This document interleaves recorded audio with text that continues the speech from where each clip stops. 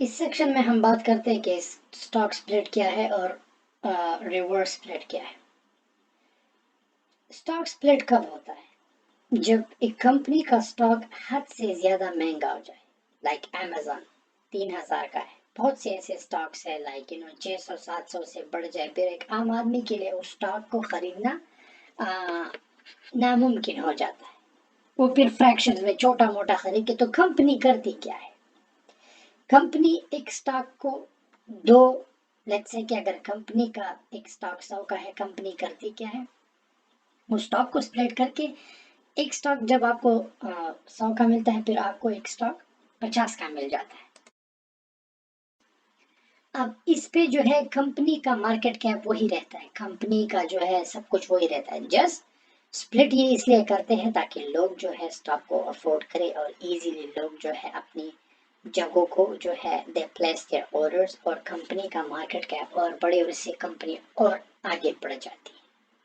تو instead of paying like $100 for $100 for sorry about that instead of paying $100 for a share، پھر آپ جو ہے $100 پہ آپ کو 2 شیئرز مل جاتے ہیں۔ اب لیٹس سے کہ آپ کو امیزون کے شیئرز ملے ہیں سپلٹ میں، لیٹس سے کہ آپ کو ایک شیئر جو ہے 500 کا ملا، ٹھیک ہے، آپ نے 5-6 شیئرز لیے ہیں، لائک لیٹس سے کہ آپ کو 3000 میں 10 شیئرز ملے، ایگزامپل سپلٹ کے دوران، اور ایک اپرچونٹی ہوتی ہے۔